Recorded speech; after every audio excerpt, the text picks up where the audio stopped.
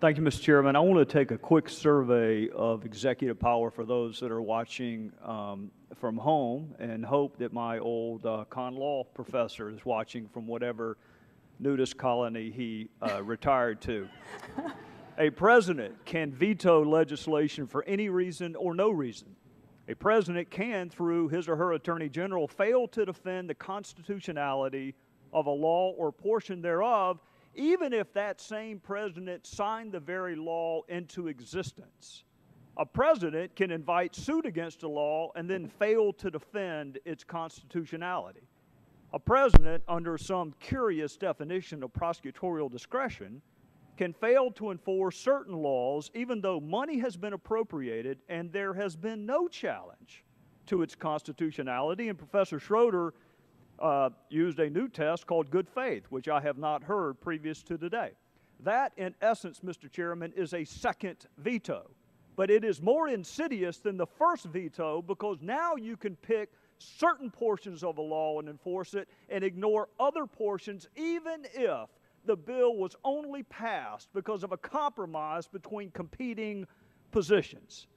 The president can pardon offenders even before they are indicted or prosecuted.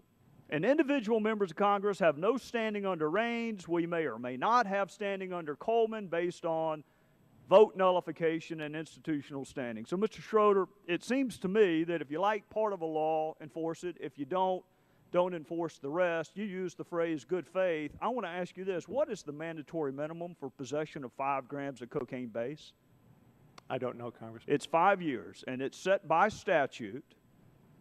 So the judicial branch has to follow that. A judicial branch would never entertain the thought of saying, even though there's a mandatory minimum, we're going to ignore it. So tell me how the Attorney General can. Well, Congressman, I think a lot of the discussion about non-enforcement of the law is focusing too much on the donut hole and not enough on the donut. With all due respect, Professor, I am asking, you talked about immigration and you talked about health care. I'm talking about mandatory minimums. They could not be more clear. The legislative branch has the power to set the minimum and the maximum. And rather than this Attorney General doing what he should have done, which is say, you know what, I disagree with the law, I'm not going to enforce any narcotics laws because all 50 states have concurrent jurisdiction in narcotics laws. He wants the best of all worlds. He's going to continue to prosecute narcotics cases, just not tell the court what the drug amount is, thereby getting around the law. How does he do that?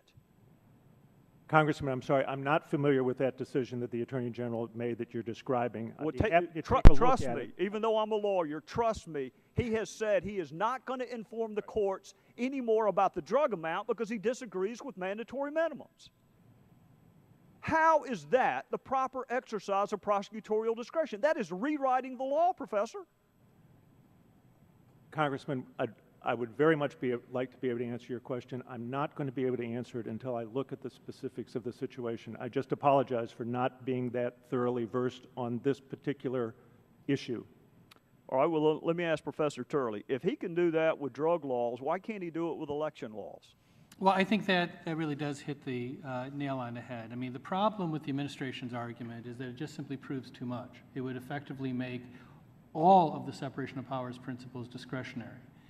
And I don't see how you could possibly ascribe that purpose to a group of men who were remarkably pragmatic and practical. These are people that spend a lot of time trying to create balances and checks between the branches. This is the last group of people that would say, you know, we have this massive apparatus in Article 1 and Article 2 and Article 3, but in the end, it really will come down to the president making this decision.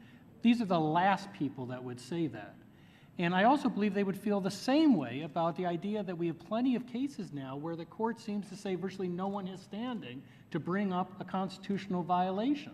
That's the reason I think a lot of this solution is right here in front of this table. Members of Congress are a relatively small group of people that, in my view, have all the elements of people that should have standing. We usually limit standing to parties that can present the best case, the ones that have the greatest interest. When it comes to separation of powers, These members have the greatest interest. They have the skin in the game. I think the court signaled that in Raines. The court said this in dicta: we attach some importance to the fact that the House has not authorized this group to represent them, which I read to mean that perhaps if the House does authorize a group to represent them, and that's in Raines, not in Coleman. I know I'm almost out of time, Mr. Chairman. Can I ask Professor Foley one question? It's quick, I promise. Without objection, the gentleman is recognized for 1 additional minute. What happens if there is a technical violation of Miranda, even though you got the right person, you know they committed the crime, but the police just failed to say, you know what, you can stop answering questions anytime you want? What's the remedy for that for those watching at home? The exclusionary rule. Right.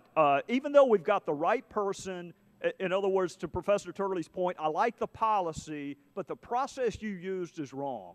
And it's the same with the Fourth Amendment, and it's the same with the Fifth Amendment. We're going to kick out evidence, and we're even going to let people we know are guilty go because we value process, and the end does not justify the means. So to your point, Professor Turley, that you agree with the policy, but you dispute the method by which this administration is achieving it, I salute you, and I wish more of my colleagues cared enough to do the same. And with that, I would yield back.